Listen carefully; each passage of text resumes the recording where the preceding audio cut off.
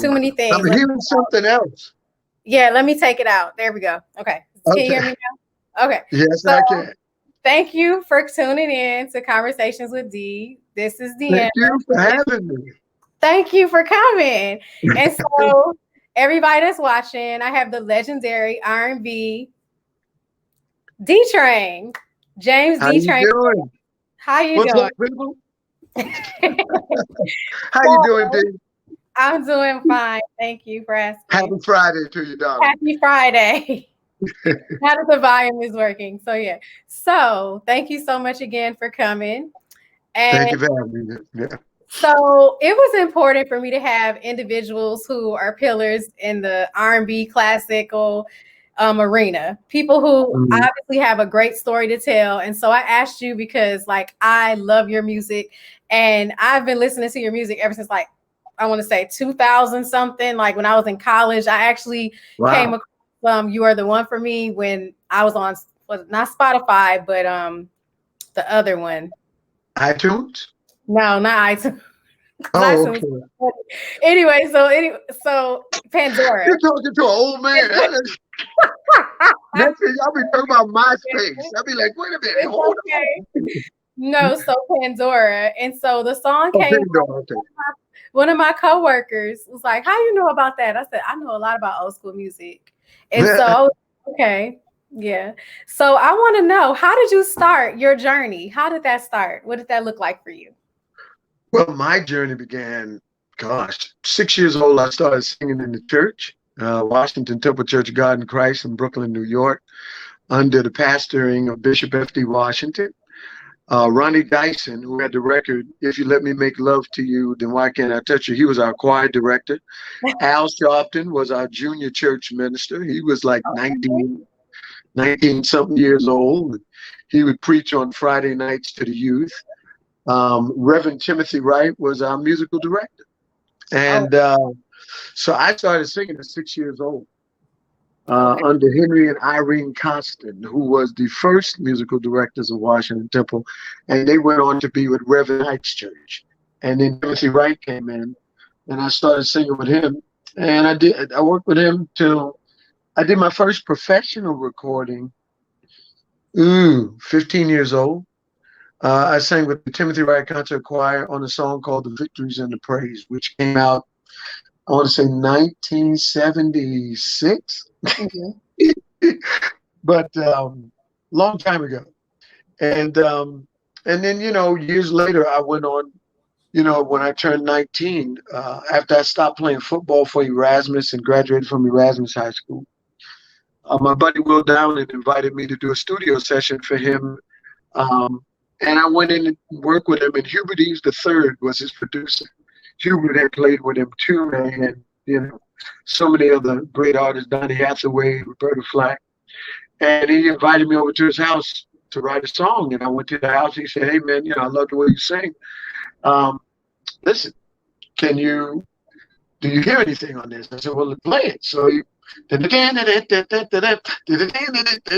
I'll stand up on the cloud and shout out loud.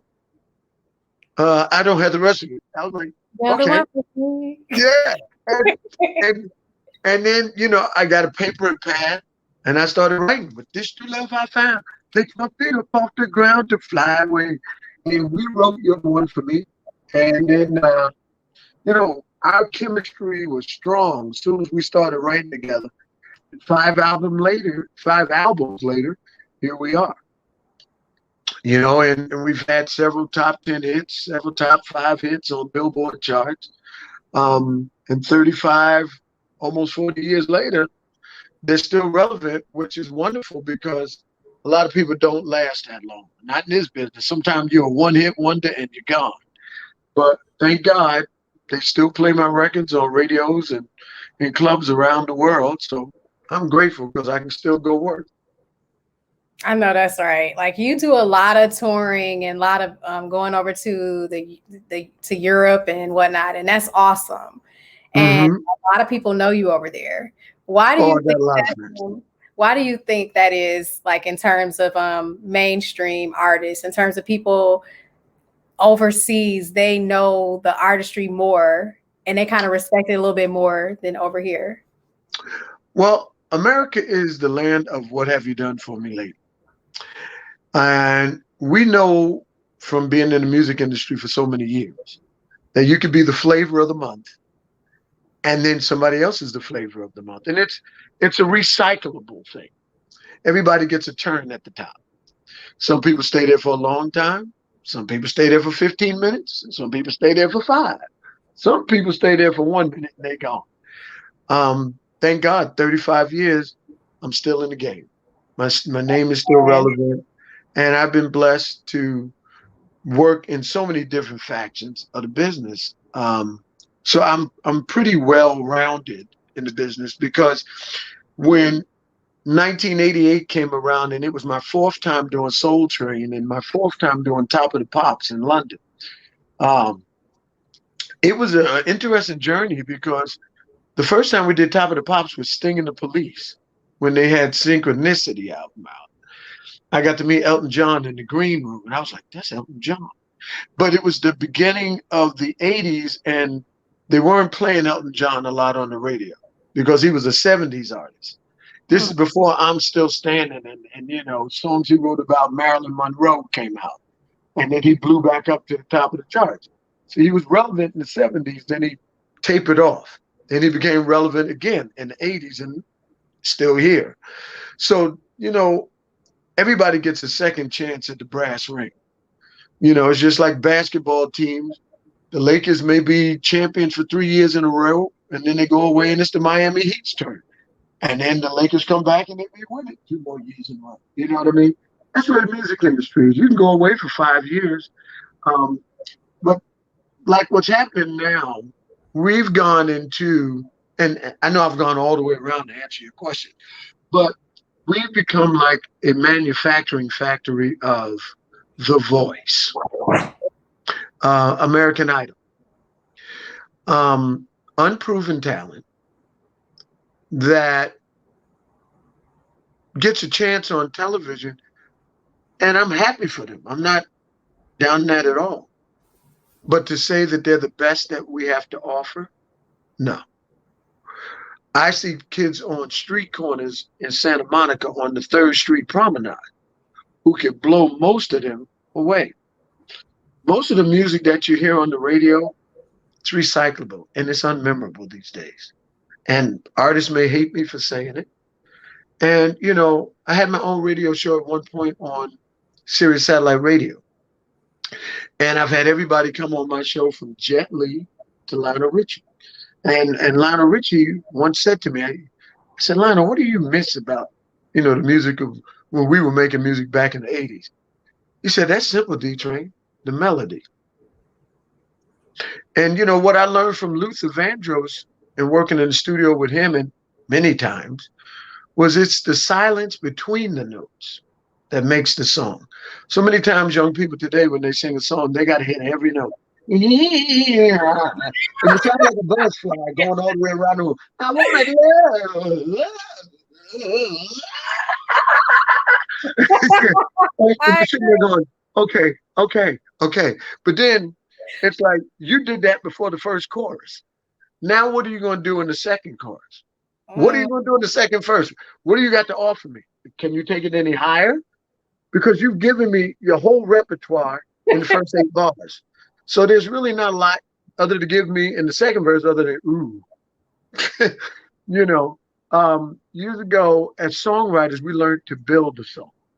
You learned how to go from the verse, the introduction to the verse to the pre-chorus to the chorus, you know, to the bridge and everything else. They don't even have bridges no more. I don't think these kids know what bridges are. I hate to say it because music, everything is sampled. They don't even know music anymore because they don't have to learn how to play a keyboard. They don't have to learn how to play a guitar. They don't have to learn how to play a trumpet. They just hit a button and the button plays it for them. And they win a Grammy Award and they feel like they're a genius.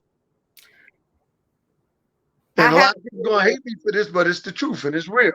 And we as real musicians who respect each other, we talk about this behind closed doors, but it's the real truth. Kids aren't going to music school no more trying to learn how to play a piano.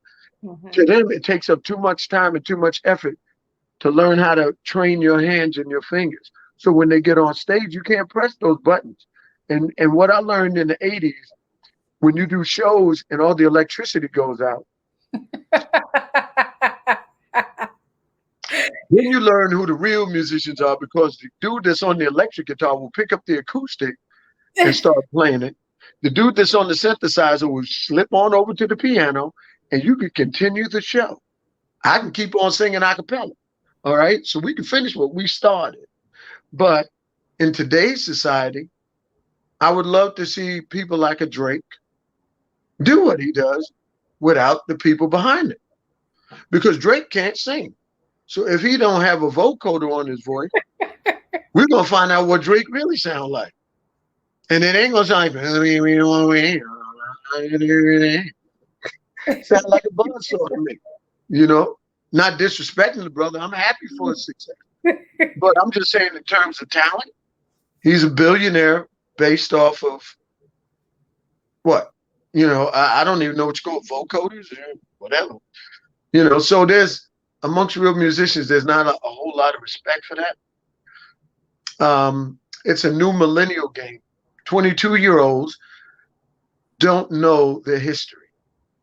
That's the problem. As millennials and people from the age of 15 to 30, they don't know their history. They know Drake, they know Beyonce, they know Jay-Z, but they don't know Aretha Franklin. They don't know James Brown. They don't know Gladys Knight. And these are the people that paved the way for us, you know, on so many different sides. They don't know Elton John. They don't know Paul McCartney. When Kanye West came out with that song with Rihanna and Paul McCartney, there's just one more second till Sunday. Most of the millennials were saying, wow, that old white man is lucky to be on there with Kanye. You're talking to the Beatles. Okay, you really don't know. So my thing is, unless we who do know teach them so they can be better, because you never know where you're going unless you know where you come from. Amen. And if you don't know your history, you can't create your destiny, because it's created on things that you know nothing about other than air. You know, there's no D Train without James Brown. There's no D Train without Luther Vandross, or the 5 Stair Steps, the Delphonics, Black Ivory, you know, the Shy Lights, you know, the Stylistics, the Spinners, Peebo Bryson, Luther Vandross. There's no D Train without these people. Parliament Funkadelic. I'm not here without the Bar-Kays. So if they weren't there and I didn't get to learn from them, I wouldn't know how to do what I'm doing, you know. And thank God that I was able to transfer that same energy when I started doing jingles and doing television commercials, and learn from a lot of pop musicians who were brilliant musicians who didn't make it in the record industry, that started writing 2-minute jingles. And that was where I learned how to produce. These guys had to come up with scores, epic scores, in 2 minutes, and you had to sing them. And that's where you learn to become a quick read, because you got to learn to go, you know, the touch, the feel, the fabric of our lives, the touch, the feel of cotton, the fabric of our lives. You like milk and it shows, it does the body good. You like, I mean, you had to learn it. You had 1 minute. The customer's sitting right there. You want to get paid? Learn it, sing it, and do it. So you learn these things. And so I went from the record industry into the jingle business. And then from the jingle business, I got a call from a buddy of mine, BJ Stone, who was head of black programming up at this radio station back in 2000. He called me up and said, D-Train. He said, there's this new radio station coming out, man, and I would love for you to have a show on it. You're interested? He said, I tried to get Will, but Will was busy. Will Downing, ladies and gentlemen. But what happened was, I went in, he trained me for 3 months, and it was Sirius Satellite Radio. And I wound up having one of the top radio shows there for 8 years. And it was an experience, it was a learning experience, because you learn how to shut up and listen instead of talking. Because conversationally, we all talk over each other. Yeah, child, you know what to do. You know you're right. That's right. You know, we just talk conversationally, especially as musicians. We don't let each other finish the sentence, you know. And when you're in radio, you have to shut up because they have to edit those conversations. So you can't talk over them because they may want to play back your interview at Christmas or at Mother's Day, or so you learn those things. And then from there I've come back full circle, um back into the record business. I recorded 63 songs. I wrote 63, so I narrowed it down to 16, and I'm going to release that next year. And Oh, wow. I'm really excited about it. It's going to be D-Train, the other side of the tracks, because as a kid, I grew up with the best of black music. My dad took me to the Apollo Theater every Friday night to see the Five Stair Steps and QB and Black Ivory and Delphonics. And then when my mother had us bust out into the white neighborhoods, and she said, "Babe, Brooklyn," and that was during the race wars, where you had to be out of the neighborhood by 3 o'clock because most of the Italian people in the neighborhood didn't want you there at 4 o'clock when their daddies came home. So there you heard Carly Simon and James Taylor. Oh my God. And you got to learn the music of Elton John at Crocodile Rock. And, that's what they were playing out in those neighborhoods and on the school bus. So I grew up listening to both of those worlds. And then musically, when I got to high school, Will Downing, and I will give him credit for this because he's responsible for D-Train coming together, introducing me to Hubert. But not only that, when we were in high school, he got me into doing plays and into the choral club, and he introduced me to the music of Earth, Wind and Fire and George Duke and Stanley Clarke, because I wasn't into jazz. And he was like, "Yo, D, you need to check this out." I was like, "Okay." And I was spending the night at his house because we were doing a play, the South Pacific. And I was a junior, he was a sophomore. And he introduced me to the music of Earth, Wind and Fire. They had Gratitude out at this time, And George Duke and Stanley Clarke had the album Reach Higher. And I was like, wow, this is interesting. And he made me fans of both of them. And many years later, 2012, 2013, 2014, I was called upon by my good friend Rob Mathis to work at the Kennedy Center Honors, to sing backgrounds behind everybody on there with Cindy Mizell, Tawatha H.E., Curtis King. And we worked with everybody for those 3 years for President Barack Obama, which was a great honor. And working with these people, hanging out with Garth Brooks backstage, talking to him about estrogen, because he said, "I got 3 daughters and a wife. Too much estrogen in my house, D-Train." I said, "I understand, bro. I understand. Give me more." I'm inquisitive because I want to learn. They say 50 feet from stardom. I've been a star. I've been the guy that's on top. I've been the guy that's standing where you stood. May not have stood there as high on that side of the mountain or got up to the level where you got to, but I stood there. And I'm still standing there in certain arenas. If you go around Europe, I can still gather 100,000 people or 50,000 people at a concert. It's just that in America, we don't know D-Train because in America, most people think that my last record was in 1982. And when we came out with Something's on Your Mind in 1985, which went top 5, they didn't think it was D-Train because the club world was fading out and R&B was fading in with R. Kelly. So when Something's on Your Mind came out and went top 5, they was like, "Who's that?" When Oh How I Love You Girl, which is NFL Hall of Famer Harry Carson's favorite song. That's the song he got married to his wife to. And he told me, he said, "D-Train, I love that song. I got married to my wife. Oh, how I love." I said, "Harry, play football. Just play football. I got the memories, Harry. Just don't sing to me my same song, please."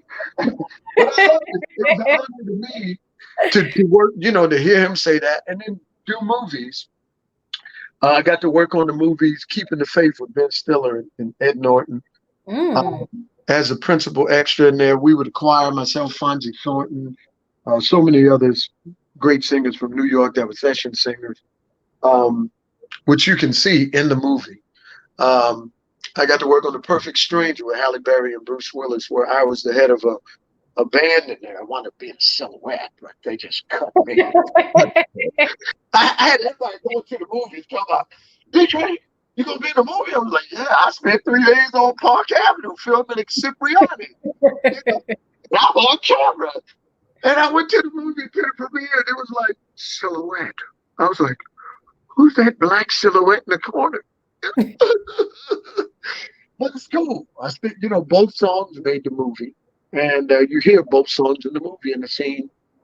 It's Cipriani's, which was the Victoria's Secret scene, where Bruce Willis is toasting his clients. And so, it was fun doing that with Halle Berry. And she was gracious enough on set, called me over. She was like, D-Train, I have all your albums. I'm sitting there going, all your movies. Really? When she came up to me, she ran up to me and she was getting ready to hug me. And I was like, oh, how you doing, Hallie? I stuck my hand out because I was afraid. I was afraid to touch her. I was like, yeah. But it was cool. And then at the end, I hugged her. But I was like, when I first saw her, it was like, you don't want to touch a diamond. You're like, ugh. But it was fun. It was fun. And I've had a blessed and brilliant career. It's been a great ride. And I'm ready for the second half of it. I just want to do it right. My mission now is to show the world that I'm more than just a black artist, just a dance music artist. I've explored so many different genres of music, coming up in gospel, singing with so many pop albums. People don't even know I'm on Bat Out of Hell 2. Oh my God. Wow. Meatloaf, Bat Out of Hell. Picture me on Meatloaf's album. Okay. Bette Midler. Oh, wow. Okay. Elton John's Aida.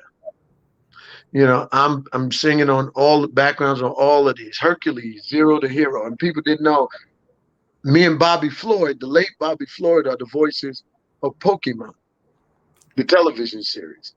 So, I love Pokemon. Yeah, every day when you watch it was me and Bobby doing the Poke Rap. At least 150 or more to see, to be a Pokemon master is my destiny. Yeah, that was me. Oh my God. And Bobby would come in and do his thing, and it was fun because it made me cool with the little kids. I like Uncle D-Train, he's on Pokemon. And I never watched the cartoon. But anyway, it was cool. Yeah.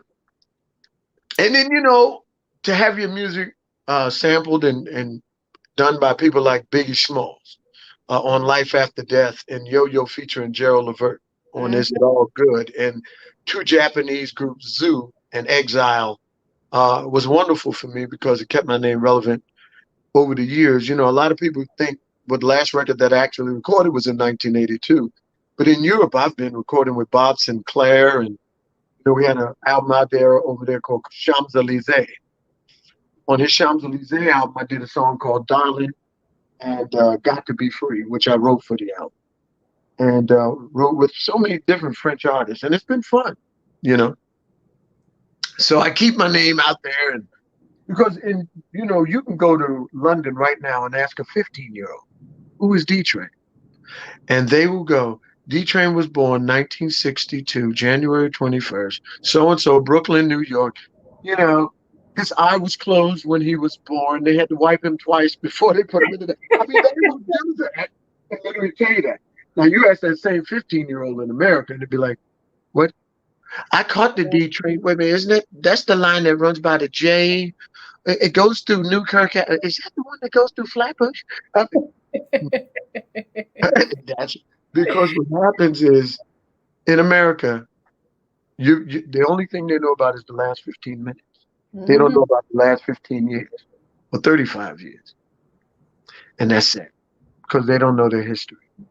And so they can't create their destiny. They can sample it because you did it for them. They don't have to try and, do You're the One for Me, because they can't play it. They can't play like Hubert Eves. They can sample Hubert Eves, but they will never get on that stage and play with him because they don't know how to play. Yes. You got to put in the effort and you got to put in the time for musicians to really respect you, you know. And we as musicians, we don't down the people, but it's time somebody told the truth. And it's things that we say every day. You listen to Gladys Knight sing on The Masked Singer and let her take that mask off and find me 5 young ladies that can blow away Gladys Knight or Patti LaBelle today. You will know. And it ain't going to be Taylor Swift. No. It won't be Adele. They even though they're gifted and they can sing, they can't sing like Gladys and Patti, and they doggone sure enough won't touch Aretha. Aretha got rest of the in class by herself. Because what happens is artists made you feel. See, there was a difference between today's artists. Artists today, you can hear, you can listen to, but there's a difference between hearing and listening. I can hear your voice. Am I listening to you? Maybe, maybe not. But when I listen to you, that means I'm paying attention. And that means you got my attention. And very few artists of today can get my attention. You might catch my ear because I'm flipping through the radio station, but you may not get my attention. There's a street kid out there on 3rd Avenue Promenade that can get my attention. And he might be 12 years old with a guitar that can play like Stevie Ray Vaughan. I'm going to stand there for a half an hour and listen to him. Because most of the talent that we have in America gets squandered. And most of the gifted songwriters like a Paula Cole, you know what I mean? Or a Rumer, whose names you've never heard, but if you investigate Rumer, who sounds exactly like Karen Carpenter, or you investigate Paula Cole, who's a brilliant songwriter. I know who she is. Yeah. You won't, you know, they get lost in the wayfare, you know? She did the theme song for Dawson's Creek. I don't want to wait for my life to Yeah. Right. Yeah. And, you know, what happens is artists can write so many songs and make so many albums. But when radio won't play you, it's sort of like, it feels like, because there's only 10 slots for terrestrial radio as we know it. The WBLSs, the Z100s, and radio that we know in New York and around the country. There's 10 slots. So where does D-Train fit into a 10-slot New World Order? Or Will Downing, for that matter, who's a great artist and brilliant, and all of his albums are brilliant. But where do you hear Will Downing? Where do you hear D-Train? Except on a Friday night when they're doing house music.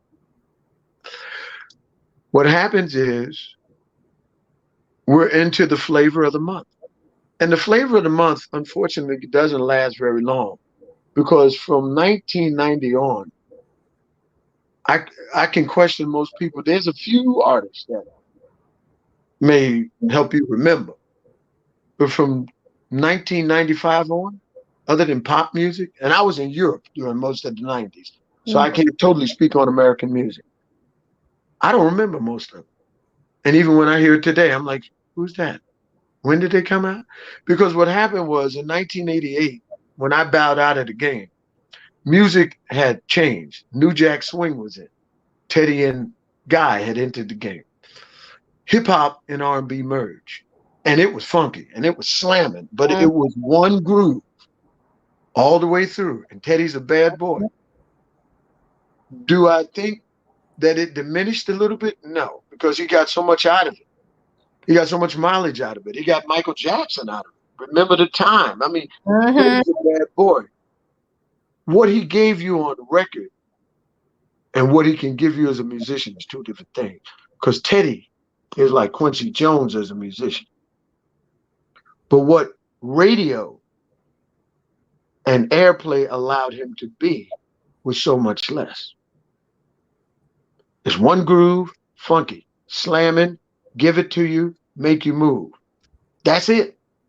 And that's what the people want. What I love about Prince is you didn't dictate his time. You didn't dictate his tone. You didn't dictate his melody, the period he was going to release, whatever he was going to release, how he was going to release, how he was going to look when he released it. And he didn't care whether you liked it or not, whether you played it or not. Other than Purple Rain and maybe a few other hits, because fans have their individual. There's D-Train songs that Europeans that can pick out, and even a few Americans that you've never heard on the radio. Same thing with Prince. She's always in my hair, you know, which is my wife's favorite. She's always in my hair, and I was like, what's the name of that song? You know, and then I listened to it. I was like, oh, that one. You know, what's really funny, and well, not funny, but before his death, I get a phone call from his keyboard player, Mars. And Mars hit me up and he's like, D-Train, we get ready to do George Lopez tonight, man. Prince wants your blessing.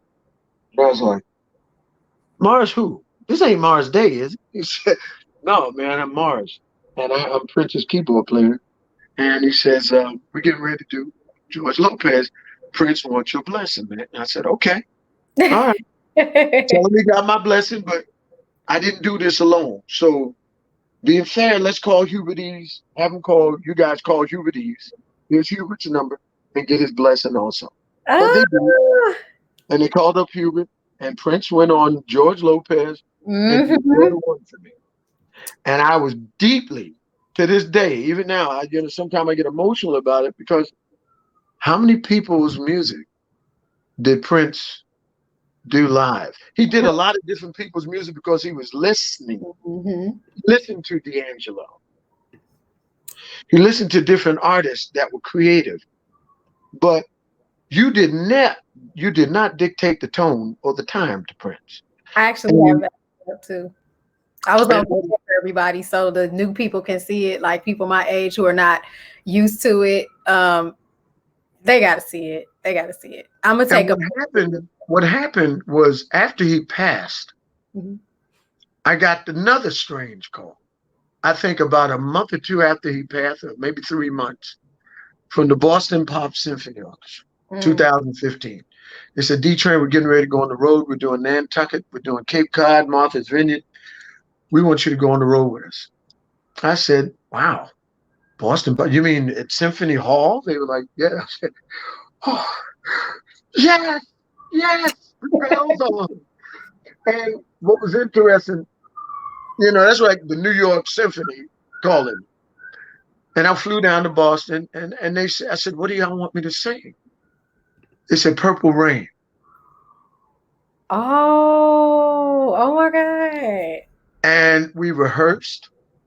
I learned Purple Rain before I got there. I went there, rehearsed.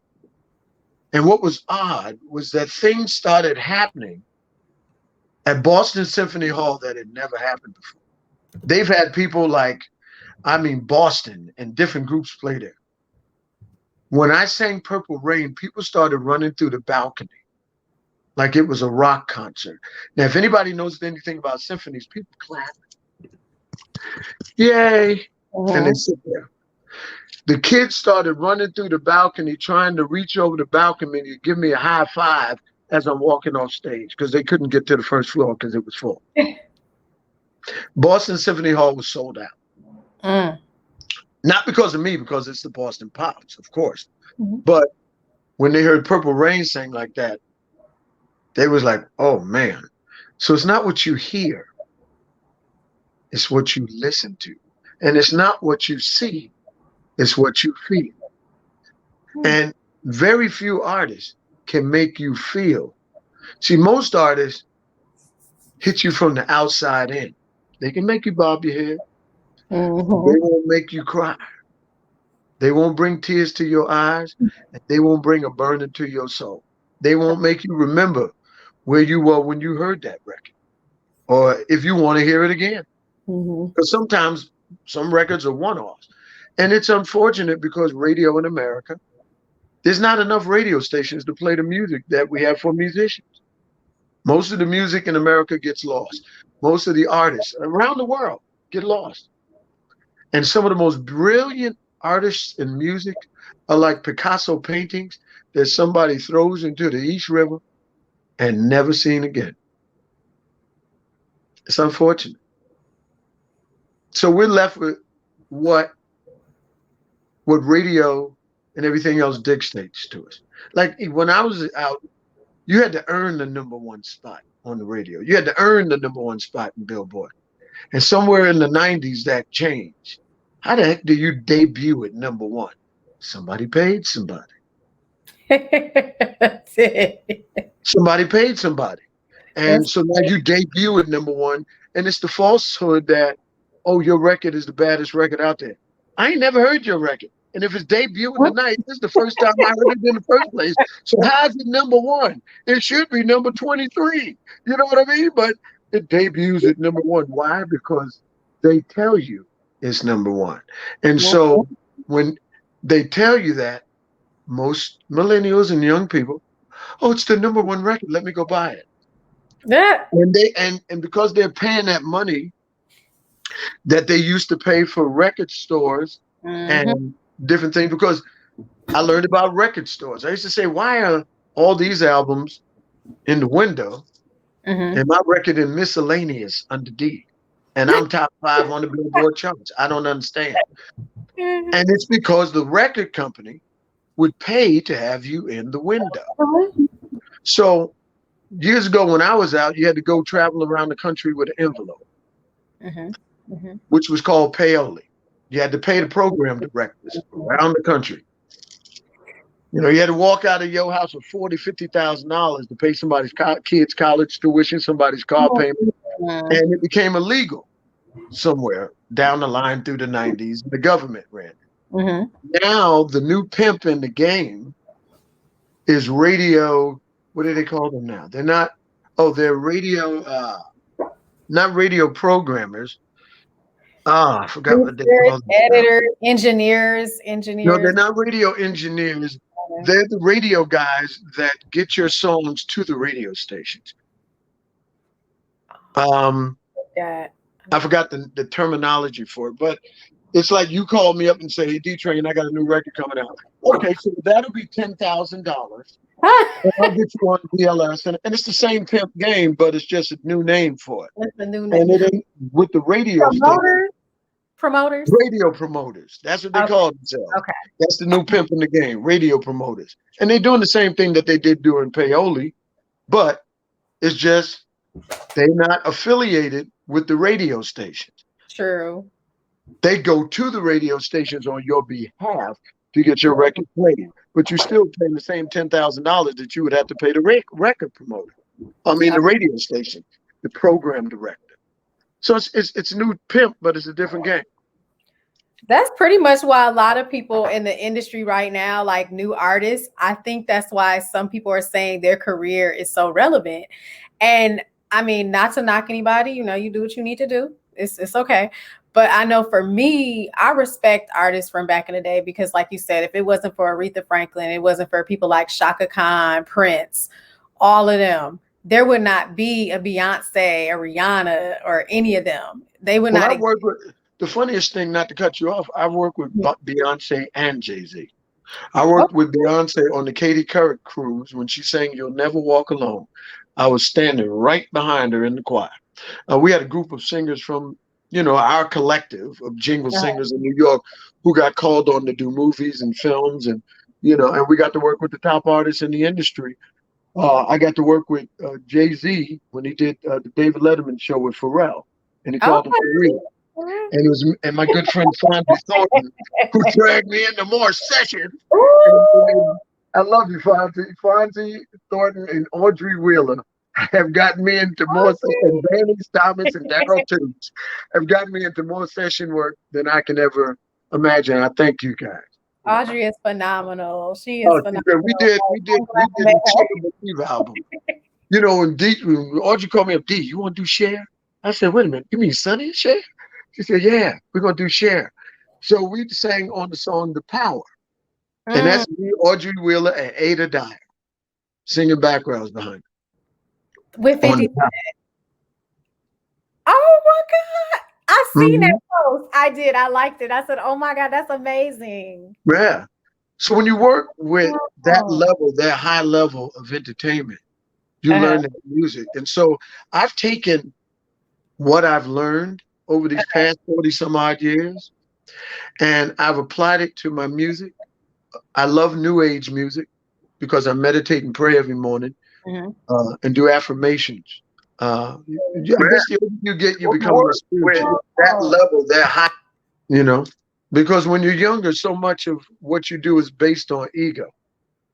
Yeah. Not that you have a big one, but it takes a certain amount of ego to get up on stage. It takes a certain amount of ego to go into the studio.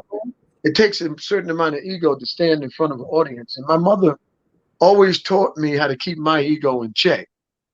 She said, it's not about you. It wasn't then, and it isn't now. Because sooner or later, they're going to find somebody to replace you. That's right. And there's 4 stages, they say, in an artist's life. The first stage is get me D-Train.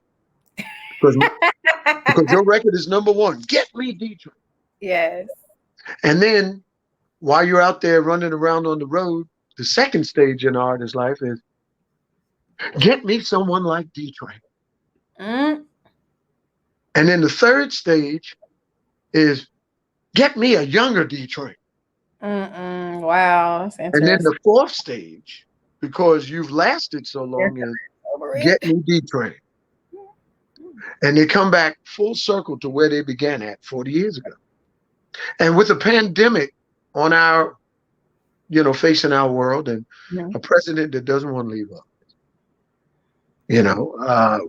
political chaos in the White House. I call him the intern. Oh yeah, well, it's so much. Yeah, it makes you miss Barack Obama. It definitely did. Yeah, because it was classy. But you know what? What we learned is that from where we've been the past 4 years, I think it made us closer together as a country. I think when all is said and done, we will be more unified than divided. Because George Floyd's taught us front and center what a lynching looks like. And millennials got to see what a lynching looks like. I got to see it in, 50s, 60s, because I was born in 62. So when they killed Martin Luther King, I remember them blacking out every television station and just showing the balcony of that hotel. That's all you saw. I remember when they killed JFK. I was there. And, you see them black out and show the shot going in and him falling over on his wife's lap over and over and over again for weeks and months at a time. Young people today have not seen that type of violence. Well, they have in the streets if you live in the hood or any type of hood. But to watch a man die on television and no one be prosecuted, and the police officers all go free, they're put on desk duty for a minute, and then they go back to Wendy's, McDonald's, and have lunch. And they just killed your brother or your sister or your niece in Tawana, you look at the people's names. Our list for Black people are so long, it just, we've dealt with this for 300 plus years. They need to go back and look at Emmett Till's story and see the anger and the anguish that his mother felt when they took a 12-year-old boy from his uncle's house and tortured him all day long and cut off different body parts. Because that was the first thing that most of those white militia groups would do, is cut off your private parts. Now, imagine being a 12-year-old tired of having that happen to you in the middle of the night and then getting beaten all night long till you're disfigured. That was the story of Emmett Till. And his mother was brave enough to show the public what he looked like when they were finished with him before they took him to the funeral home. See, they don't show the pictures of what he looked like before they took him to the funeral home. They show the pictures after, when he looked nice and they had to put a hat on his head in his coffin because his head was smashed in. But if you see the before picture, then you will understand racism in its fullest in America. And that has always been our Achilles heel, racism. White people don't have to worry about being pulled over, being, I mean, now the cops, when they pull you over, their hand is on their gun. It ain't like, can I see your license and registration? It's, can I see your license and registration? Mm-hmm. Let me see your license and registration. You know, Mm-hmm. and I understand they're afraid. So Mm-hmm. you wonder how much is protect and serve and how much is it kill or be killed. Mm-hmm. And why is it if it's a black man, you pulling over, your hand is on your gun and your holster is already unstrapped when you're walking up to my window. But if it's a white kid in the window, a white woman, or a white young man, weed could be blown out the window. They can Mm-hmm. smell the weed and they be like, let me see your license and registration. I mean, unfortunately, look at this. They killed George Floyd with no weapon. Mm-hmm. And the kid that killed two people in the church, he's walking down the street with the assault rifle Yeah. into the police and they're offering him water. Do you want some water to drink? Is everything okay? Are you all right? It's a And double people are standard. screaming. He just killed two people in the church. Oh, and he went home. This is Mm-hmm. what killed me. He went home and turned himself in the next day. But if that was us, they would have killed us before we got to the truck. We Right. wouldn't have made it home. Forget going home. And we're tired of it. That's why there's so much unrest in this country. People are like, oh, why don't they just stop it already? Stop the rioting and the loot. Listen, you get to a boiling point, and just like you leave water in a pot, it's Mm-hmm. going to do two things. It's going to Boy. boil over and evaporate. Some of it's going to go into the air and dissipate. The rest of it's going to go on the floor. And after a while, if you walk out and go to the store and come back, there ain't going to be no water in the pot. You're going to have a burnt pot. And your house might catch on fire. Mm-hmm. The house is on fire. That's where we at. After George Floyd, the house is just on fire. And Yeah. you don't understand the anger and the anguish because you've been dealing with white privilege for so long. Even and so the millennials who join with our young black people out there protesting and walking the streets in protest of this racial violence and inequality, I Mm-hmm. applaud because now we're not walking alone. See, in 1960, when Martin Luther King and Malcolm X and them were marching, it was just us. You had a few white people scattered in there, and those people couldn't even go home. They had to hang out with us because they knew if they went home, they'd get killed. Mm-hmm. But now you got young white people out here standing up side by side with us. I'm glad I see this in my lifetime, which I thought I'd never see. I wish my mother were alive to see it. I wish my father were alive to see it. I applaud it. We've come a long way, but it's not enough. They have to end systemic racism. They have to call the police into accountability. You know, they get pissed off when somebody walks up to a cop and blows his brains out, but they're not mad when it's the other way around. And Yeah. I'm not saying people should go out there and start killing police because I got friends that are cops. I got family members that are police officers and work in the correctional system. So I'm not saying I think there's bad in every bunch, but I'm saying if you have bad people in your bunch, they need to be prosecuted. Just like, you know, for years, the Catholic Church had pedophile priests. Do they prosecute them? No, they send them off somewhere in Italy so you never hear from them again in the Vatican. They ain't around children. And you forget that they made little Jimmy do what he did. They hide them. Well, there's no place left to hide. You can't hide George Floyd. We all saw it because everybody got a cell phone now. And every time Mm-hmm. you pull out your gun, we're going to pull out our cell phone. That's our weapon now. You can't get away with it. You Yeah. ain't going to get away with it. Just like you know who we are when we robbing people on the streets. That's why Edward Snowden had to go to Russia because he Mm-hmm. told us about the hit before it was coming. He said the government is getting ready to put cameras in your homes on every corner in America. They're going to know where you walk, eat, think, and breathe. And they did.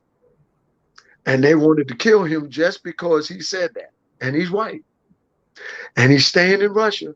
What happens? Every time you see somebody get robbed, mugged on the street, whoever did it, they're so stupid, they don't realize they're on camera.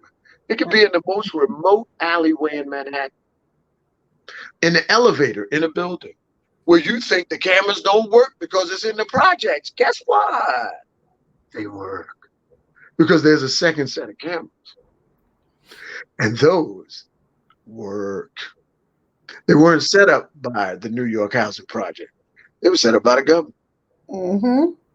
There's some watching us now, like all over the satellites. They're watching us. Like I tell people that all the time. Like they're listening. Big Brother's watching you. 1984, George Orwell, all of that stuff. I mean, that stuff really does happen. I mean, working for the government, I done seen it all. So I would say that I actually seen the emails that everybody was talking about.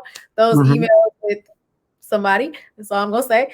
And they were not that serious. It was kind of like what we do on a daily basis, like going online, applying for jobs or whatnot. Who doesn't do that? People do it all the time. I've done it. I still do it. Anyway, at the end of the day, stuff happens. And so, yeah. Yeah. I mean, it doesn't excuse it though, but it does happen. And I mean, being 35 or whatnot, seeing like the young man, Kawan Charles, he recently, it was done just like Emmett Till. They're now trying to say that he drowned. He did not drown. Please, you beat him. You know exactly. Not in a foot of water. That face. Less than a foot of water. Yeah. It was just like Emmett Till. And but who's going to take the hit? See, that's the problem. Who's going to take the hit? Who's going to take the hit? See, child without permission, and the mother is trying to investigate that now. And also, what about the young man in Georgia where they found his body behind the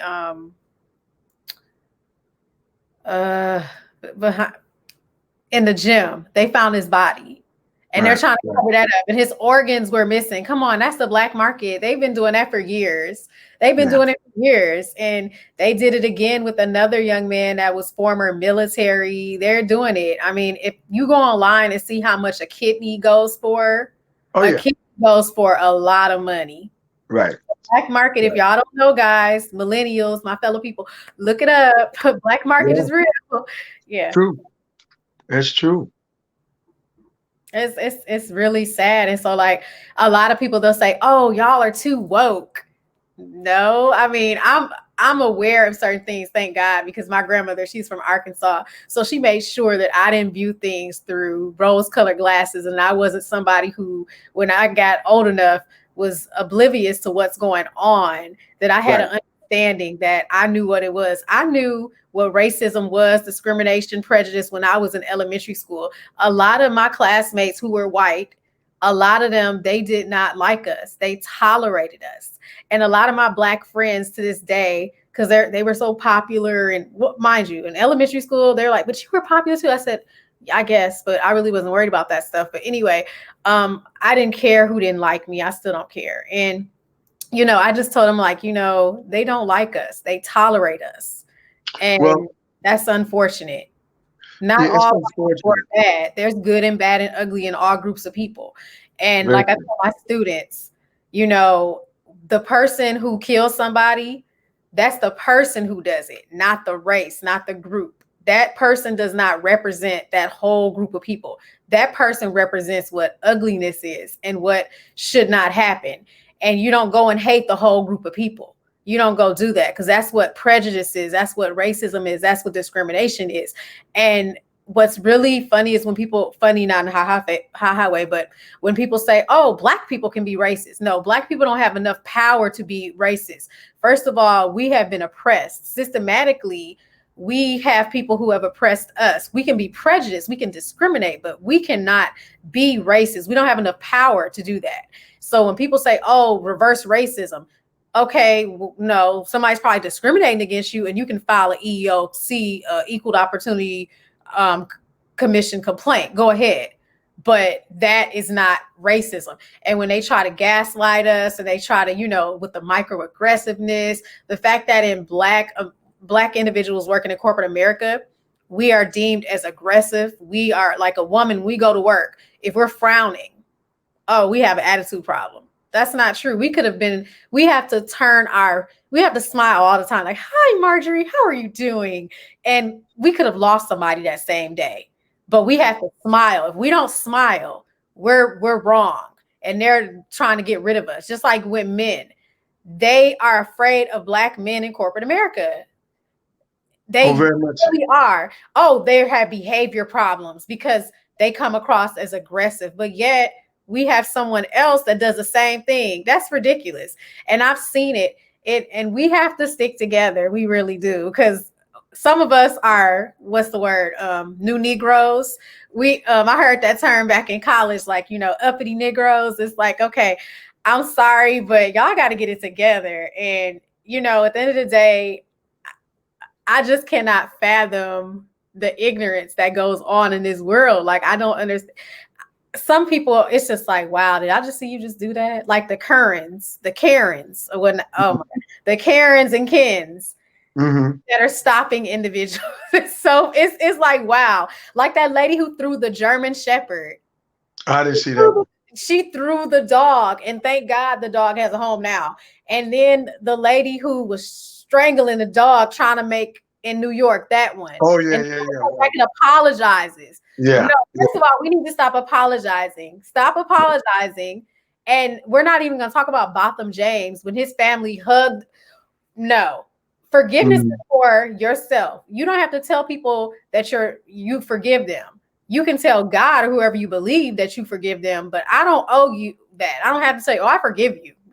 No. Well, historically, Black people have been tolerant. It comes from slavery. Be tolerant. Be submissive. And economic empowerment is always squashed in executive white America because we had a Black Wall Street. Oklahoma. We had the. I hope everybody goes to see that movie, Black Wall Street, because you will see how two brilliant Black minds owned several banks, but they had to use a white face to do it. And when the white faces found out that these two Black men were brilliant enough to do this, they sent everything but the kitchen sink at them. They sent the IRS, FBI, everybody started knocking on their door. And they shut down every bank because of racism.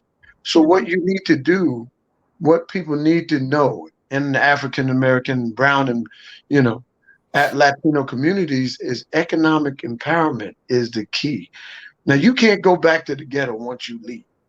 You just can't. You can put up different things to help the community.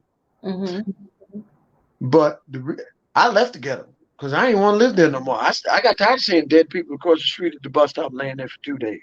I wasn't going to raise my children inside, and I'm not going to sit up here in front and say, yo, man, I stayed there to be true to the hood. No, I got the hell up out of there as fast as my feet could take me and as fast as my car could drive.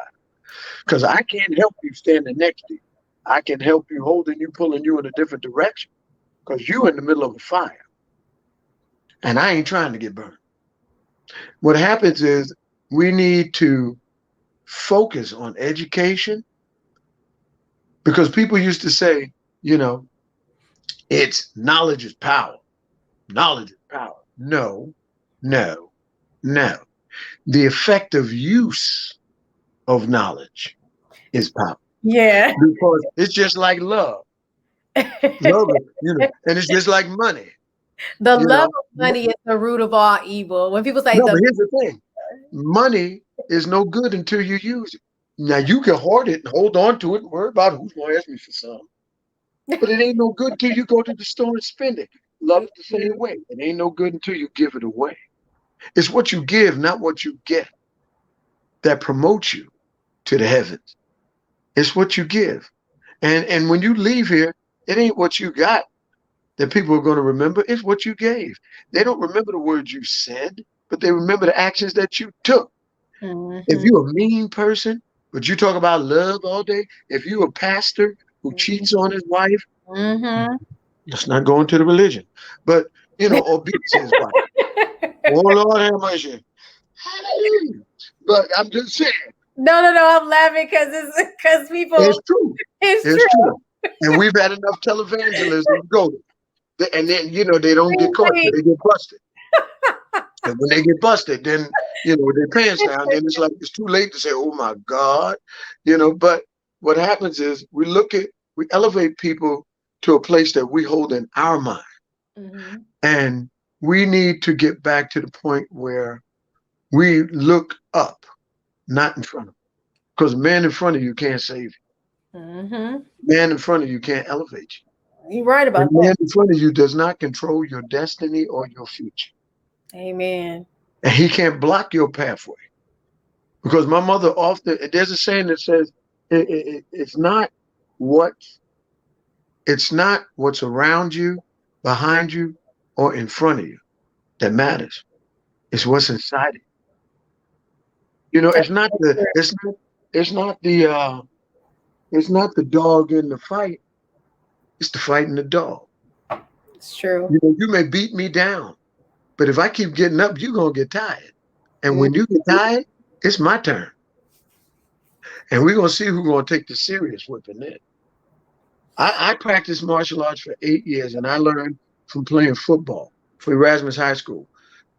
The ones that are the most well conditioned with their bodies, those are the ones that last to the end. It's not the ones who's muscular or bigger or stronger. And it goes back to what the scripture said. The race isn't given to the swift nor the strong, but he who endureth to the end. If you can outlast them, you win. You may get knocked down today and it keep looking like they running down the road way past you. But sooner or later, they're going to hit a brick and they're going to trip. And you might be walking, but you're going to walk up on them and you're going to walk past them and you're going to keep on moving. Yeah. That's the way life is. Because what happens is life happens. Life happens. My brother-in-law, he died 2 weeks ago. God rest his soul, at the voting poll. At the voting poll. Going to vote. Died when they put him at the front of the line. And oh my God. Long story short, they take him to the hospital. My sister goes to the hospital. They don't let her in because of COVID and all of this stuff and, you know, the rules and regulations. Mm-hmm. She went back to the polls and voted after her husband was dead because it was that important to her. Yeah. Now, you want to talk discipline. How many people are going to do that? That's why I look up in my big sister. I'm like, not too many. That's why I say to myself, we have an Oprah. We had a Madam C.J. Walker. Black women ain't got no excuse not to be empowered. Black and brown Latino women, whatever excuse you gave yourself is irrelevant. And I'm telling all of y'all that because what Madam C.J. Walker did and what Oprah Winfrey has done and is doing, you have your example in front of you. Mm-hmm. Look at it. Michelle. Copy it. Yes. And become just as equally empowered. Mm-hmm. You don't have to ask for it. Take it. Mm-hmm. You know, if there's a brick wall in front of you, knock it down. That's right. The problem is we don't think we can. And everything begins in here, in the mind. Love begins in the mind. Whether you think you can or whether you think you can't, guess what? You're absolutely correct. It's a mindset. And it starts at a younger, not to cut you off, and it starts at a younger age. Like I know for me, it was instilled upon me to always think I was the best. Like when my grandmother, she would always say, "You are the best." So when I went out into the world, I knew, okay, I'm one of the best. But she was like, "Baby, you the best." And so, you know, those things were filtered. Right. Like I tunnel vision growing up to the point where when I was in school, people would think, oh, she's stuck up. No, I'm not stuck up. It's just that I was about my business. And it's just that, you know, I'm about doing what I need to do. I want you to be great. But if you don't want to be great, you know, you stay over there. Don't bring your negativity over by me. But Right. my thing was, while you're bullying people, while you're hating on people, I'm trying to do what I need to do to move on and be great. And if you want to be on the greatness, then that's fine. If not, go over there. But I mean, for me, it's just, you know, people in general, it's the empowerment. She empowered me. She encouraged me to always be somebody that was great. When I walked in a room, it don't matter what people think about me. I'm the best. I'm the greatest. Right. I don't care what you could think, whatever. But I always had confidence. I remember how I would come into the house. And one time I had my head held down. She said, don't ever come into the house like that again. You always walk with your head held down. And so from that moment, it was always instilled upon me. And I tell my friends, I tell all of my family, I don't care what's going on. whoever did whatever to you, you smile. You're the baddest. You better walk with your head held high. If you don't learn nothing else from me, you learn that, and you know that. Like seriously. Right. Well, I'm blessed to have 5 children and 4 grandchildren. Okay. And all of my children, what me and my ex-wife instilled in them is value. What my mother instilled in me. Because my mother partially raised all my children until she, became sick and couldn't do it no more. You got daddy and mommy and you got grandma. Mm-hmm. And now my children have daddy and mommy and and now we're grandparents. And what happens is you give them a light that they can carry with them to the end of the tunnel. And now their way's gonna get dark. Because there's gonna be times in their lives when they get dark. Turn that light on. See where you're at. Look around you. Find out which way not to go, which street not to walk down. And just keep going forward. When you keep putting one foot in front of the other, you're gonna get to the other side. Because what happens is when you can break through that wall, and you get to the other side of yourself, because see, the walls that we need to break down aren't in front of us. They aren't around us. They're inside of us. Mm-hmm. And when you break down this wall, you can get through any wall in front of you. Amen. That's true. You can. Like sometimes it's your own self. It's called don't let me get me. You can go so far, but it's your mindset. It's something that's blocking you. And if you keep saying that you can't do something, you're not gonna be able to do it. That's why with math and with certain things, people are telling kids like, oh, it's okay if you can't do it. Don't say can't. You can't do it. You don't want to put that out there into the atmosphere. You want to put positivity out in the atmosphere. So Very true. Very true. And I think we need more of that. We need more positivity. We got too much reality. Yes. We got more reality television than we did. I mean, when I was growing up anyway. When I was growing up, we had variety television. We had Carol Burnett. We had Flip Wilson. We had stuff that made you laugh at 7 o'clock. We had Ed Sullivan, which gave you the Beatles and entertainment. He introduced Michael Jackson and the Jackson 5. I remember when I got the chance to work on the Invincible album with Keith Stewart and Audrey Wheeler. We were given instructions when we got to the studio. Yeah. Don't look at him. Keep your eyes down. Don't speak to him. You can wave. But he's Michael Jackson. And I'm sorry. I'm just going to be me. Yeah, that's true. You may not call me for the next session, but I'm going to be me. And when I walked into the studio, I said, hey, Michael, how you doing, man? It's wonderful to meet you. Aww. Ed Sullivan's show, 1970, dude, I was there. Sunday night at 7 o'clock. You, Tito, Marlon, Jermaine, and Jackie. I want you back. Man, let me tell you something. I went and grabbed me a broom so I could play like Jermaine. I ain't care about Tito because he couldn't dance. and Michael laughed and we started talking.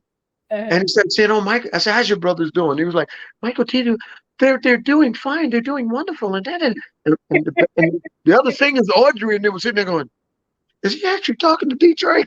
Oh.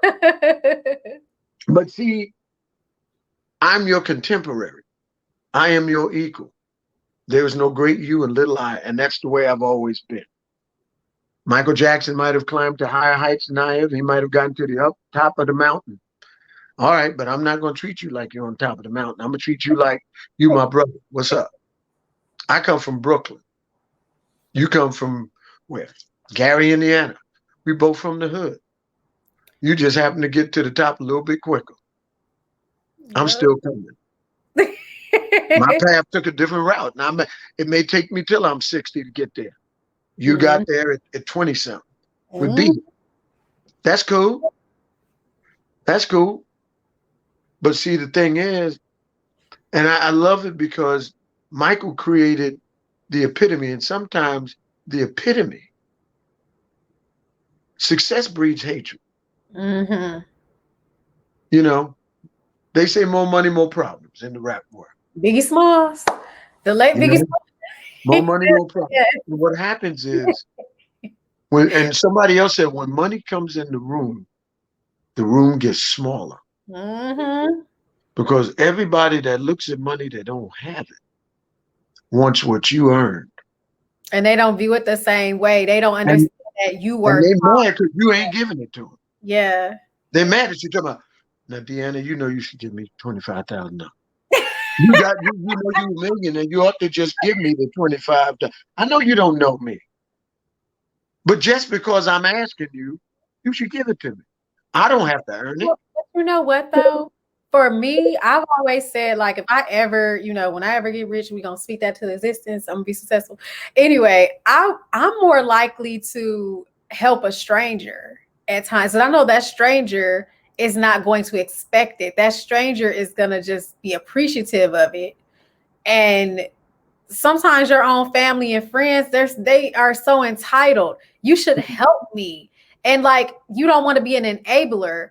And my thing is, I'd much rather you, going back to the whole thing, you teach somebody how to fish or whatnot so they can flourish or whatnot, Well, see, that's that saying you saying. You Yeah. give a man a fish, he'll Yeah. eat for a day. You Yeah. teach a man to fish, he'll eat for the rest of his life. Exactly. And that's what I'm on. Like, you need to teach, like, honestly, I don't like to enable people. You need to work hard. Just like I worked hard, and somebody, you need to work hard. And for me, I've worked 2 or 3 jobs before when I was in college, and I did not care. I'd much rather do that because guess what? I don't want nobody to say, "Oh, I did that for you. It's because of you that, I mean, because of me that you have that." No, no. I Well, must. see, I grew up in the foster care system here in New York City. And my mother taught me not to make any excuses. Mm-hmm. And she prepped me hard because she was in education. My sister is an educator. My daughter is a fifth grade school teacher. That's And my awesome. sister would make me come in the house on Saturday because we were not allowed to play with the kids in our neighborhood because we was in the hood, and most of them wound up growing up to be drug dealers and different things of that nature. Some of them are dead. Some are in prison. Mm. And the ones that are left are like shells of their former selves. Some of them, maybe about 2% of them became successful or relatively normally successful middle class people. Um, what happens, what I've seen, my sister made me come in the house and practice my penmanship because, like yourself, I'm a lefty. I'm a How did southpaw. you know I'm a lefty? Did you pick up my You lefty? told me. So Oh, throw yeah, Obama's a lefty too. Obama right, was, yes. right. Let's And so what happens take over is, the world. We're gonna take over when, the world one day. yeah, and when I was coming up, they had those big loose leaf notebooks, and they Yeah. had it right over top of the ring, and they looked like a retard going. And my sister didn't want people to make fun of me, so she made me come in and practice penmanship for 2 hours every Saturday, and I had to write sentences and paragraphs and learn nouns and pronouns, so I knew exactly how to phrase different things in sentences, which helped me to become a poet.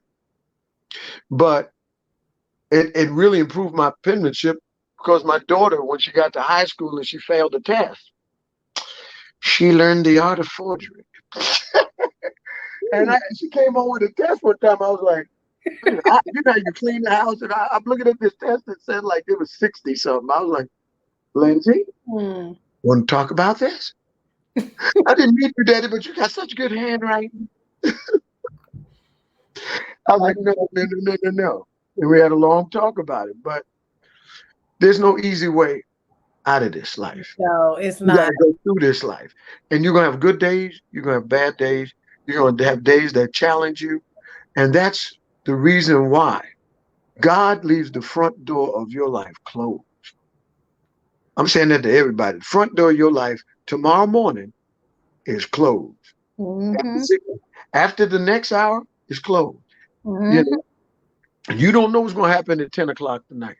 But I Exactly. guarantee you, 6 a.m. tomorrow morning, somebody that was here at 8 o'clock tonight ain't going to be at Ain't 6 gonna a.m. be here. Exactly. It's Gone like New Year's. And, here and, and it's like, tomorrow. yeah, I face this every year as I've gotten older. Somebody you love is going to die before 2021. Somebody famous is going to die before 2021.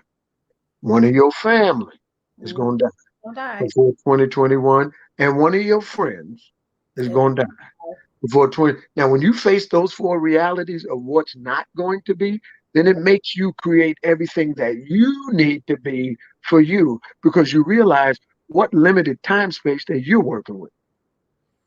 Because you don't know if it's supposed to be your time in 2021. You might be the one you talking about that ain't here when the bell strikes 12 in 2021.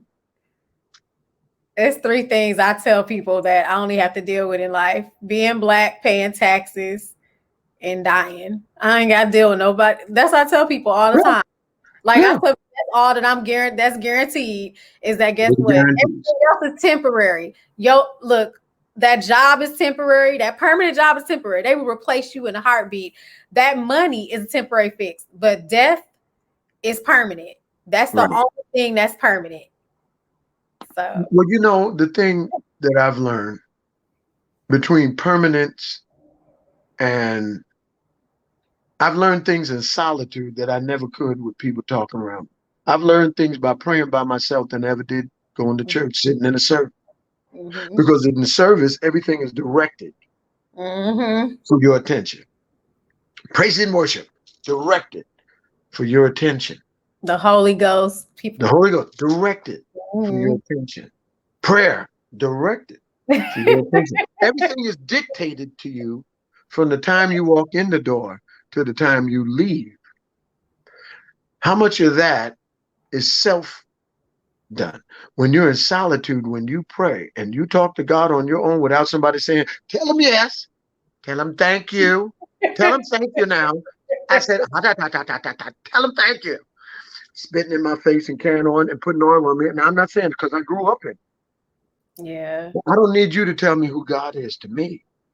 Yeah. I know him for myself. It should be in your heart. It should be something that you do for yourself. I grew up in the church. I grew up as I would consider myself, my grandmother was from Arkansas, Bradley, Arkansas. So a Southern Baptist, but growing up in Flint, Michigan, I went to church every Sunday. And I believe in God. I'm spiritual, and I read the Bible. Like, actually during COVID, I got closer to God. Like, I've gotten time a little bit more, and I did my own little thing. And I still go to church from time to time, but I do want people to know that just because you go to church, I hope y'all don't think that you're going to heaven. If you don't accept God, if you don't accept Jesus Christ, you're not going. Like, you have to live and be that every day, like be an example, a prime example. For me, like, if you're just going to church and because it's a lot of fake Christians, I call them fake Christians. They go out here and they do these things and they're just like, hey, how you doing? I can't stand this person. Like, okay. And they fake too. It's like, well, how many people have you seen go to church dressed up to the nines, give all their money in the service, but then a homeless person is laying out at the curb. They don't want to step over them and go to their cars in the name of Jesus. I have a problem with that. There's no outreach. And I'm not saying this is everywhere. I'm just saying, growing up in there, I saw the good, the bad, and the ugly. And but there are people. Ministry should encourage you, should engage you. For me and my wife, we get up every Sunday morning. I don't live in Houston, Texas, but Joel Osteen inspires me. So I sit up, and it's a half an hour. We in service for a half an hour. We watch Joel, and we go on about our day because everything happens in a half. I don't need no praise and worship. I don't need you to sing me 50 songs to get me in the mood, because everything is like a precursor to the Word of God. So it's like we need to have prayer first for 2 hours. Then we're gonna have the choir sing for 2 hours. Then we're gonna hear the Word of God. Then we're gonna take an offering because you got to pay for what you just heard and what you just prayed for and what you just thought. No, I like turning on my television set to channel 5, channel 9, or channel 11, getting the Word of God, cutting it off, and going on about my business. That's just me. And I got everything that you got from sitting up in there. I feel you. Like, I don't want to be in service like all long. I don't want to be in there for 4 hours. Well, the other thing is I grew up in services where, I grew up in Church of God in Christ. Church God in Christ, you went to church and no you had to be there at 8:30 in the morning for Sunday school, which lasted till 11. 11 o'clock, you had to go up in the choir stand. That started the morning service. 4 o'clock, that was when service got out. Y'all went around the corner or down in the kitchen, got some chicken and Kool-Aid. Then after the 4 o'clock, then you had 6 o'clock YPWW, young people working. Then after that, you had 7 o'clock prayer. Then after that, you had 8 o'clock devotional service. Then after the 8 o'clock devotional service, you had 9 o'clock broadcast where you stayed on the broadcast till 11 o'clock and you had school the next morning. Jesus did not care in those circumstances that you had to be up at 6 at the bus stop. Not to your mama who was in Church of God in Christ. She's like, you're going to stand me. No, boy, don't you know? I'll slap you upside your head, Lord Jesus. And you know, you see up in the choir, said, Mom, I got it. You know, and we lived through that. It put a foundation in us that, for me, that I know the truth between a lie. I know true gospel, I know false gospel. And it doesn't matter whether it's formative religion or, you know, informative religion. The thing that I've learned that God is in every religion. I'm going to tell you why. He's in control. He is in Catholicism. He is in Zen Buddhism. He's in Dalai Lamism, because when he's in the Nation of Islam or true Muslim, because everybody is calling him by a different name. Based off of their scripture. If you looked at the Quran and the Bible, it looked like the same book. Same teaching, same ethics. Does everybody follow? No. No. If you look at the books on Zen Buddhism, same thing, except in Zen Buddhism and in Buddhism in general, the different types of Buddhism, it's from the internal out. Most of our formative religions teach us it's from the outside in. Because if you don't act like I act, then you ain't saved. If you don't wear what I wear, then you ain't saved. If you don't do like I do, you ain't saved.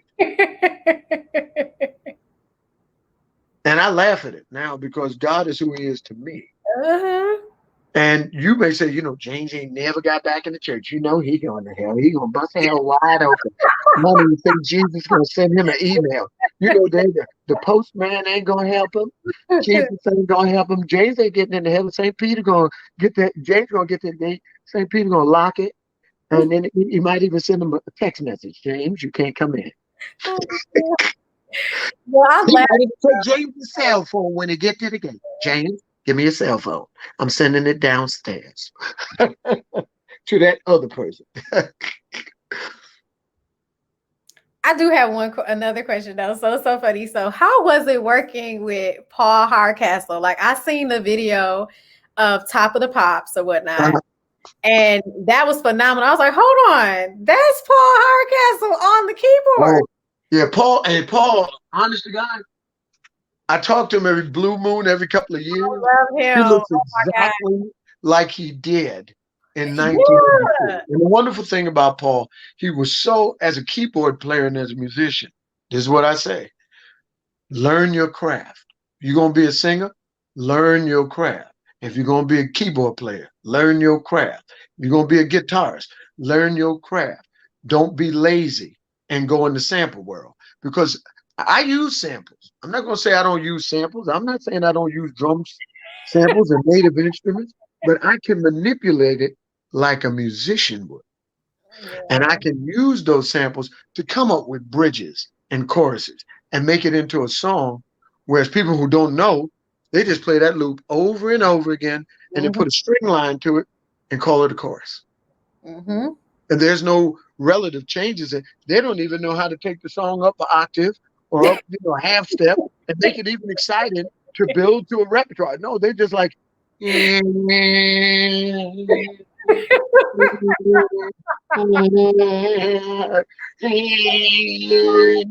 it's like, and then they win a Grammy Award. It's like, yeah, man. You know what that's about. I wrote this song, you know. Yes, I wrote it. You know, I'm a brilliant genius. You know, look at me.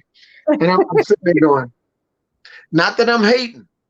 Oh no, but if I come into that studio and turn the electricity off, can you sit down at a piano and play for me? If I turn that guitar amplifier off, can you pick up an acoustic guitar and play for me? If I turn that microphone off, can you sing and make me feel connected to you the way you did with a microphone on, without auto tune? I wonder. Not too many people can do that now. Like when I think about a lot of the artists, I think of people who, like, for instance, Aretha Franklin, Patti LaBelle, Elda Barge. I mean, let's see, Shaka Khan, Prince, you. I'm naming all these people. Luther Vandross. They all sound different. Nobody can sound like them. That's what makes it special. And like now it's just like, oh, everybody sounds the same. Everybody want to throw in runs, and everybody it's like, what makes you special? Well, back then you knew Peabo Bryson from Teddy Pendergrass. I love them. You ain't never put on a Teddy Pendergrass record and said that was Peabo Bryson. Nope. You ain't never put on a Peabo Bryson record and said that was Teddy Pendergrass.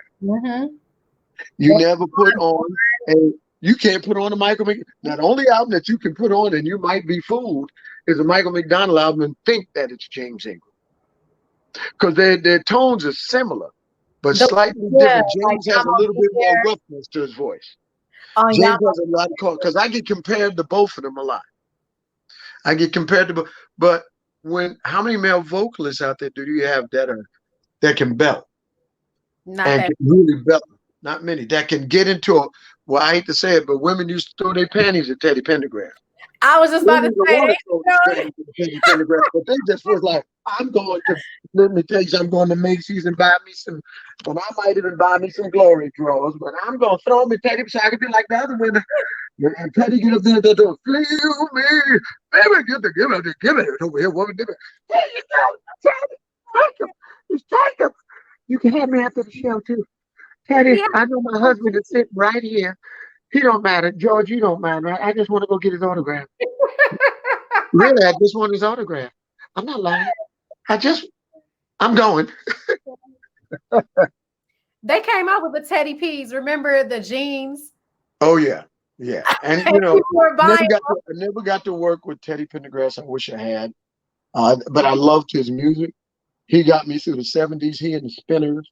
Peabo Bryson, Feel the Fire, and all those songs. Peabo was another one that was like Prince before Prince to me. Because Peabo was from the South. He's from North Carolina, I believe. Yeah. And as a Southern boy, he did not let the changing in music, dance music and disco, and even the music that I did in the 80s, turn him. And I've worked with Peabo Bryson on several shows.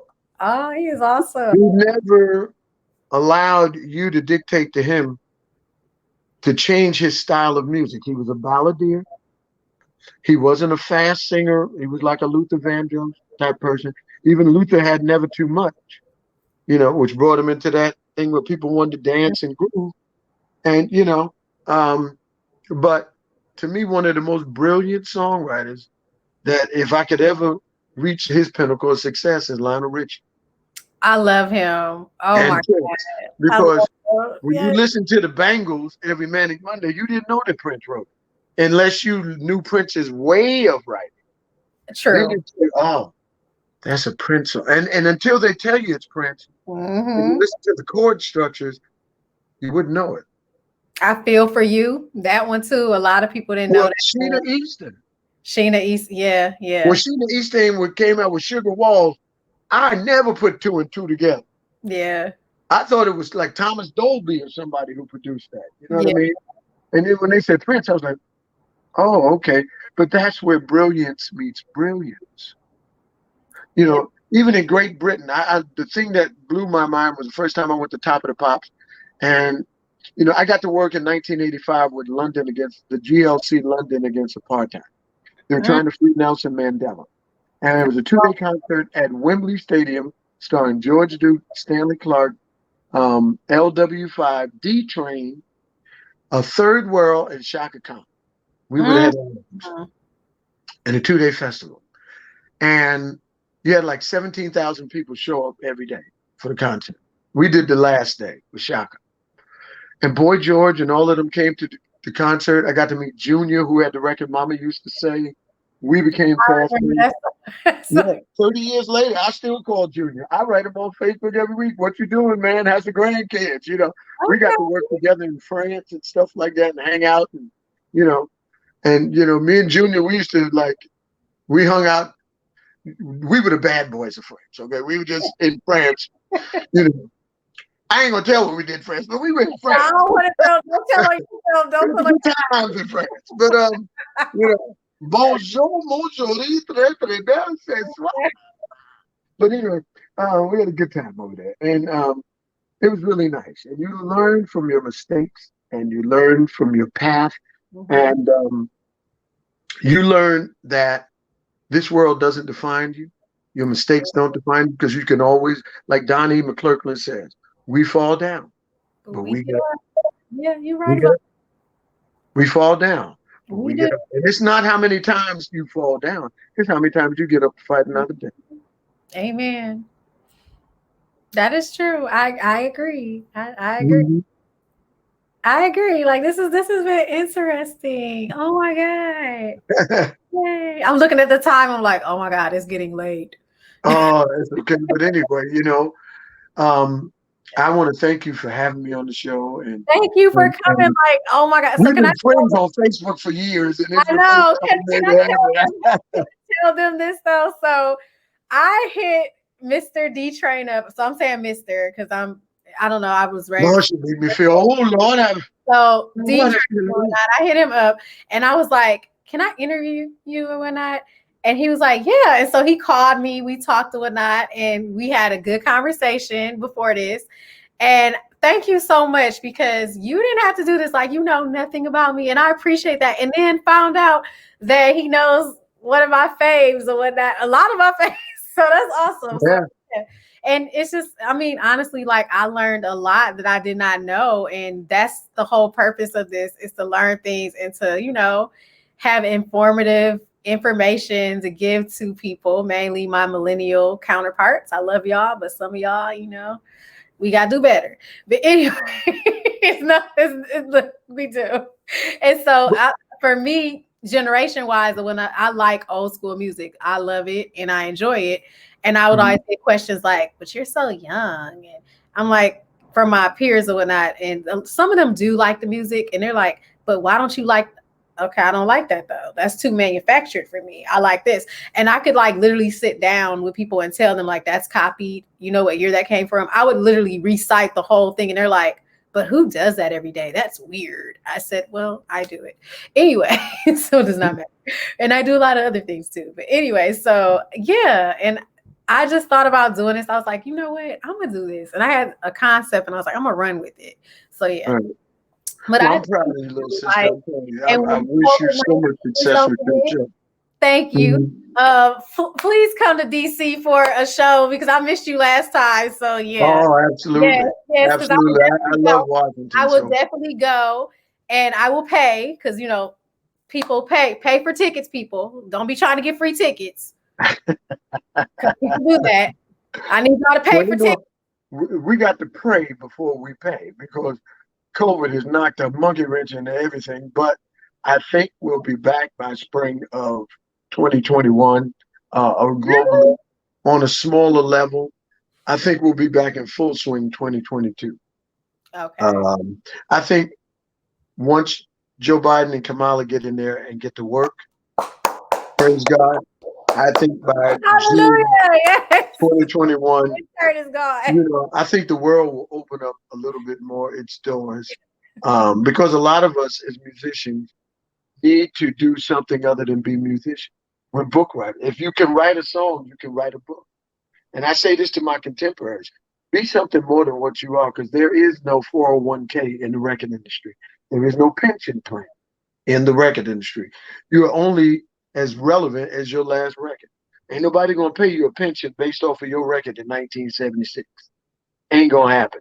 And you're gonna be sitting around your house broke, living with your grandkids. Stop doing that. Become something more than what you are.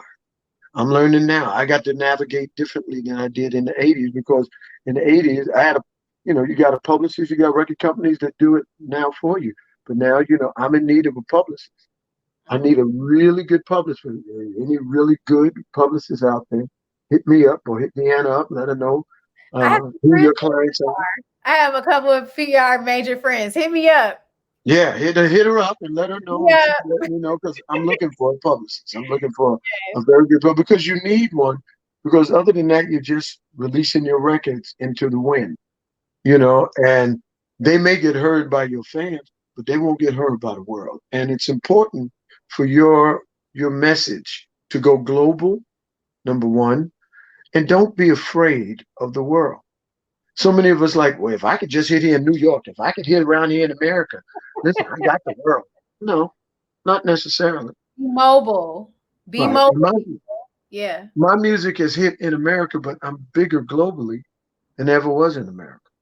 And I can go over there now and do a sellout concert. I could do a sellout festival.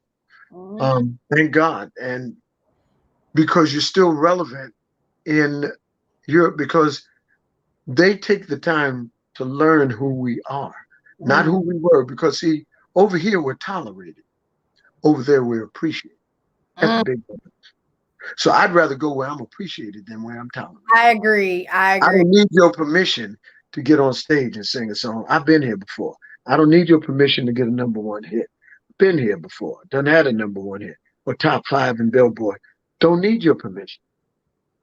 I already paved the way for you to be here, so I'm going to do my thing and get it out there the right time, the right way, the second time around, and not have to deal with promoters for radio stations. Oh God, that's just the new pimp in the game. I do want to say so. Remember you were telling me about your future residency. Yes, I'm working on one in Las Vegas. That's awesome. Las Vegas. Yeah, we're working on, we're moving out there, my wife and I. I'm looking forward to going to Vegas and creating you have to always create a new you. The second half of your life should always be better than the first half. First half, that's where you make all your mistakes. But when you get to 50 plus, then that's where you make your move. People are like, oh man, well, and you have to take care of the body. You have to make sure that you're healthy enough to create wealth because there is no wealth without health. So you got to learn to change the way you eat, the way you think, and the way you are. And you learn and the way you speak. I take courses with the Mind Valley Academy. I'm not a promoter for it, but I take courses with them so I can always be in a state of learning. I listen to Anthony Robbins. I listen to Dr. Wayne Dyer. I listen to Les Brown, because they keep you in a state of learning. They say the journey of 1,000 miles begins with one step. Well, take the first step and keep learning. If many of my contemporaries would learn more, they could return in a way that they would be appreciated once again. But they think if I put out a new record, everybody who knows my name from the 70s is going to come back with you. Not so. These millennials are looking at you with your gray beard and your silk suit, saying, what clown act is that? You got to change who you are is the way you dress. The way you dressed in the 70s on stage is not going to promote you in 2020. You have to find a new you. You have to create a new you. If you're the same person on stage in 2020 that you was in 1972, what am I gaining? And what are you losing? Also, don't be afraid of voice lessons, people.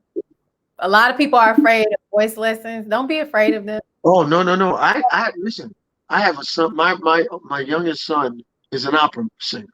That's awesome. He graduated from Purchase College, got his master's at Manhattan School of Music, and then he was the soloist up at Abyssinian Baptist Church for Reverend Calvin Butt until Wynton Marsalis got wind of him and took him with him to sing solo at the Winter Olympics in London, England. And he has never looked back since then. He lives in Toronto, Canada, Jarrell Williams. And, he's doing his thing. He didn't choose the path that I took. He took a different musical path. There ain't many black men in the opera world. You can count us on this. You're right about that. I only know two. Another one, my brother from college. And, he knows 4 languages. He can speak 4 languages. And I'm very proud of him. I'm very proud of all of my children. They all chose different paths. Not more proud of one than I am of the other. It's just that musically, he and I connect. And what if I run into a problem vocally? Like I was in Washington doing Blues Alley, and I had gotten a little hoarse from the flight, and voice was a little raspy. And this was in 2017 or 2018. I hadn't done a 90-minute show since the 80s. And I had to do two 90-minute shows in one night. And I was unprepared, to say the least. I can give you a 60-minute, but 90 live with a band and I'm hoarse? Oh, no. So I met my son. He was down there doing an opera in Washington, D.C. And I said, please meet me for lunch and give me some exercise. He met me in the restaurant and gave me some vocal exercises that I could do and things to drink, teas to drink, ways to move your jaw like, nah, nah. He said, you're going to feel retarded, Daddy, but it's stretching your vocal cords. He says, pull your bottom lip over your top lip and pull your head all the way back. You're stretching your vocal cord. And let me tell you something. I got through both 90-minute shows with flying colors because of him, because I was not afraid to ask for help. I've been doing this for 35 years. And he's been doing this for 35 minutes. But you got to reach out to the youth and say, son, I love you. Can you help me? And if I had a vocal coach right now, it would be him. And I'm going to continue to call my son for different vocal exercises because he's brilliant. He is a vocal teacher and he's a vocal expert. I came up the old school way where you stand in the choir going, no, and the louder you sang and the hoarser you got, the more Holy Spirit everybody got. Yeah, Jesus. You know, and that's the way it was. That's good. Like a lot of people don't know this, but like, I guess like for millennials, a lot of us, some of us don't want to take voice lessons. I take voice lessons or whatnot. Well, I'm in a voice class, but like, and I'm about to be doing voice lessons to get back with that. But anyway, so shout out to Aretha Scruggs, my voice teacher, my vocal. Yes, I had to shout her out. Anyway, so look, I'm plugging everybody. So anyway, so look, it's all good. So at the end of the day, a lot of people don't know this, but you have to take them to help your voice. And even like when you're a teacher, it helps you. Like if you're speaking, you need vocal lessons so you don't get dry and so you don't hurt your voice. And they're very important. And a lot of people, they do not want to take mainly a lot of millennials. I hate to say that, but some of us don't. I don't need vocal lessons. Are you trying to say I can't sing? And I said, no, not only millennials. No, I'm talking about people that are my age and older. They don't want to take it. See, millennials, at least they have some type of excuse because of lack of knowledge. When you're 58 and 60 and you've been doing this for 60 years or 50 years or 40 years or 30 years, and you think that I don't need to do that because I had a hit record in 1941. I don't need to do that because everybody knows that I can sing. Well, you telling me I can't sing? It's worse on my end than it is on yours. Really? And we know better. Like, we know better. It's kind of, I think like it's arrogant a little bit more because like with the younger people, it's people, and I'm not naming any names because we know a couple of people that really need, well, my best guy friend / little brother from college, he would name them. But anyway, he's always like, D, they need vocal lessons. Like, who is telling them that they need? I said, maybe they're not horrible. Right. I'm like, you're just hard on people. He's like, you know they. I said, no, they not that bad. They not the worst. I mean, you know. But some people is like, I don't know. Some people are, I don't know. I'm not gonna bash no. I'm not bashing nobody because I'm not. That's not what it is. But some people, they could be a lot better. Like, and a lot of people have improved, and they're like, wow, that's amazing. But yeah, there are people that need voice lessons. Voice lessons help you. It's not a bad thing. And ear training too. I'm getting better with my ear training, thank God. Because it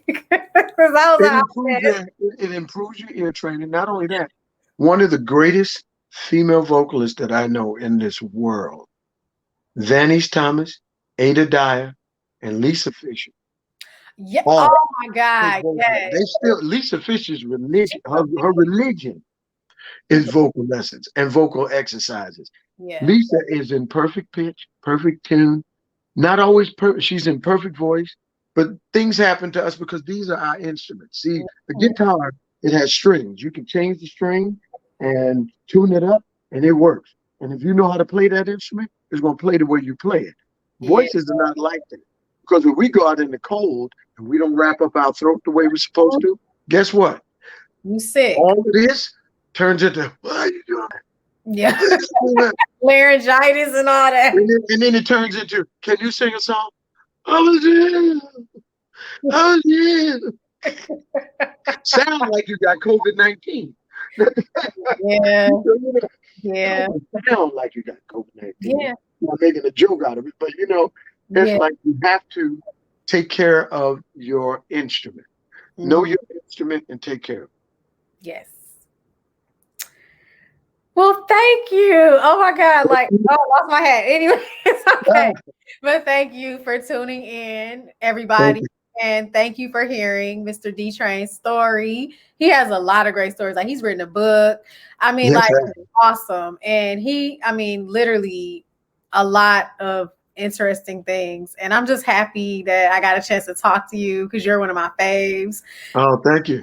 Yeah. So thank you for tuning in, everybody. And I have Timmy Gatlin of Guy. So check that out at 9:00 All Eastern right. time and 7:00 Mountain Time. Yeah, so check that out. Cool. Thank you. So how do we Well, I would say to everyone out there, thank you for tuning in. Thank you for tuning in to Deanna's show. I was glad to be a part of it. I'm so proud of it. And you know what? All you out there that are trying to hone your craft, know your instrument, learn your music, and become more than what you are. Some of you ain't singers. Some of you are not musicians. Some of you are not destined to be in the music industry. That is not the be-all, end-all. Become an educator. Become a fireman. Become a policeman. Become the best. If you're a street sweeper, be the best street sweeper that you can be. Be honest, be integrable, and that way you will always shine. Amen. And that's it. Thank you. Thank you so much, Deanna. You guys have a great evening. Enjoy your weekend, people. Love you. Thank you so much. Have a good Bye. Be safe. Right. Bye-bye. Bye. Thank you, everybody. That was awesome. So we will do this next week on Friday. And again, the person I have is Mr. Timmy Gatlin from Guy. I know y'all know Guy. Groove Me. Anyway, so we will check this out next week. So thank you, everybody, for tuning in. Y'all be blessed and have a great night. Be safe. Thank you.